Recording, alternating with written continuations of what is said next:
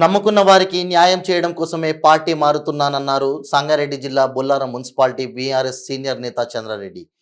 పార్టీలో చేరినప్పటి నుండి అన్ని అవమానాలే అని బీఆర్ఎస్ పార్టీ మాట తప్పిందన్నారు. అందుకే ఈరోజు కాంగ్రెస్ పార్టీ నాయకుడు మైనంపల్లి హనుమంతరావు మంత్రి దామోదర రాజనరసింహ సమక్షంలో కాంగ్రెస్ పార్టీలో చేరుతున్నట్లు ఆయన ప్రకటించారు. అందరికీ నమస్కారం. ఒక 10 సంవత్సరాల కోలే మరి బీఆర్ఎస్ పార్టీలో కొనసాగడం జరిగింది. ఫస్ట్ రాష్ట్రాలు ఏర్పడగానే ఎన్నికలు రాకముందే ఫస్టే రాష్ట్రాలు విడిపోగానే మరి హరీష్ రావు గారు నన్ను రమ్మని పిలిచడం జరిగింది. ఇప్పుడున్న ఎమ్మెల్యే ఇంకప్పుడు ఎన్నికలు కాదు, ఎమ్మెల్యే కాదు, కానీ పాత పరిచయాలు ఉన్నాయి కాబట్టి ఆయన కూడా వచ్చాడు. ఇద్దరు సమక్షంలో మరి నేను పెద్ద ఎత్తున చేరడం జరిగింది. చేరిన తర్వాత నేను ముందే చెప్పడం జరిగింది, మీరు ఎవరినైనా చేసుకోరు కానీ బాలరెడ్డిని పార్టీలో చేసుకోవద్దు, అట్లయితేనే నేను పార్టీలో జాయిన్ అవుతా అని చెప్పి ఇంత కండిషన్ పెట్టి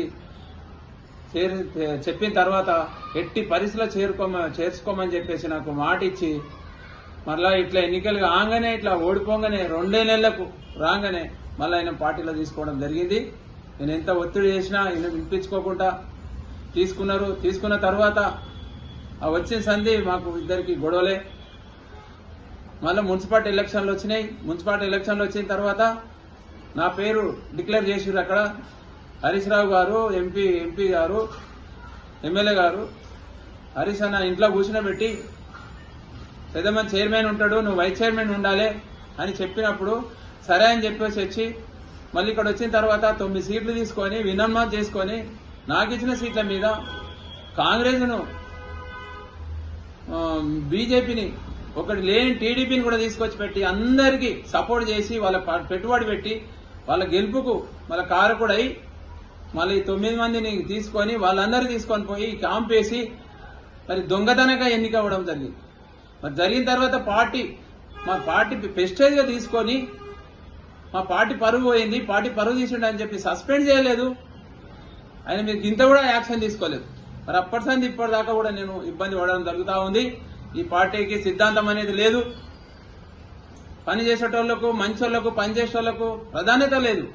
ఎవరిని పడతాలని తీసుకుంటారు, ఎవరు పడతాలు తీసుకొని మంచోళ్ళని పక్క పెట్టడం జరుగుతూ ఉంది. మరి అప్పటి నుంచి ఇప్పటి వరకు కూడా ప్రతి విషయంలో ఎమ్మెల్యే గారి దృష్టికి చెప్తా ఉంటే ఆయన కూడా ప్రయత్నం చేసినా ఉన్నాడు. కానీ వాళ్ళు ఎక్కడ చెప్తే కూడా ఎక్కడ ఇన్న దాఖలాలు లేవు. ఏది కూడా ఏ పని కూడా ఆయన చెప్తే కూడా చేసిన దాఖలాలు లేవు. అప్పటి నుంచి ఇప్పటి వరకు ఇబ్బంది పడుతూనే ఉన్నాం. మళ్ళా ఇప్పటి వరకు ఇదే ఒకనే సేమ్ పార్టీలో ఉండి మరి కాంగ్రెస్ వాళ్ళకు బీజేపీ వాళ్ళకు ఫండ్స్ పెడతారు తప్ప మరి సేమ్ పార్టీలో ఉన్న వాళ్ళకు ఫండ్స్ పెట్టడం లేదు. మరి అడిగినప్పుడు మా ఇష్టం ఉన్న వాళ్ళకి పెడతాం.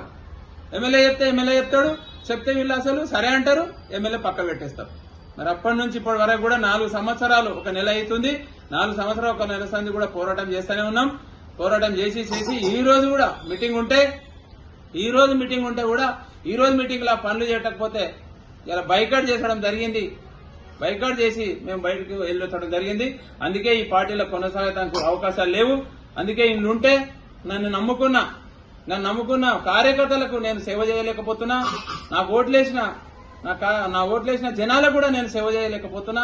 అందుకే నేను వాళ్ళకి ఏం న్యాయం చేయలేకపోతున్నా అని చెప్పేసి ఇవాళ ఒక నిర్ణయం తీసుకోవడం జరిగింది. మరి ఇక్కడ మా ఆప్తుడు ఒక గుండెకాయ లెక్క మరి హనుమంతరావు గారు, మేము ఒక 30 సంవత్సరాల సంది మాకు ఒక పరిచయాలు ఉన్నాయి.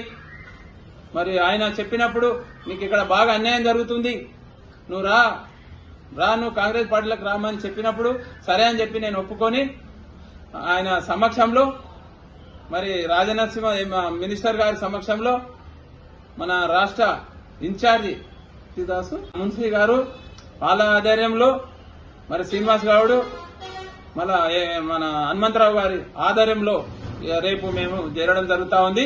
చేరి ప్రజల గురించి పోరాటం చేసి ప్రజలకు న్యాయం చేసే వరకు నా గొంతుల ప్రాణం ఉన్నంతసేపు ప్రజల పోరాటం చేసి మరి కాంగ్రెస్ పార్టీ అంటే ఒక నీతి నిజాయితీ గల పార్టీ అని చెప్పి మరి చెప్పడం జరిగింది.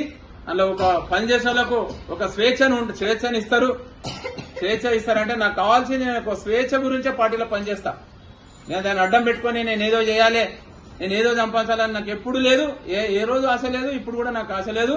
నాకు ఒక పని కావాలి, నన్ను నమ్ముకున్న వాళ్ళకి ఒక పని కావాలి. పని అయితే అప్పుడు నేను సంతోషంగా, నా మనసు సంతోషం ఉంటుంది, అప్పుడు నాకే సంతోషం ఉంటుంది. కాబట్టి నేను ఈరోజు రేపు నేను ఖచ్చితంగా పార్టీలో చేరడం జరుగుతూ ఉంది. ఇన్ని రోజులు ఆ టీఆర్ఎస్ లా నా ఎంబడుండి నాకు సహకరించిన వాళ్ళకు కూడా నేను ధన్యవాదాలు తెలియజేస్తున్నా. రేపు నా ఎంబడొచ్చేట వాళ్ళకు కూడా అందరికి కూడా నేను స్వాగతం పలుకుతా ఉన్నా. వాళ్ళకి ఎప్పుడు నేను వాళ్ళకు వెన్నంటుండి వాళ్ళను ప్రతి ఏ చిన్న ఆపత వచ్చినా వాళ్ళని ఆదుకుంటే ప్రయత్నం చేస్తా. పెద్దల సహకారం తీసుకొని వాళ్ళని నేను ఆదుకుంటా. ఇప్పుడన్నా పార్టీలకు పోయి నేను న్యాయం చేస్తా అని చెప్పి, నేను న్యాయం చేయాలని చెప్పి నా ఆశ, ఆ ఆశ నా నెరవేరుతుందని చెప్పి నేను ఆ దేవుని కోరుకుంటా ఉన్నా.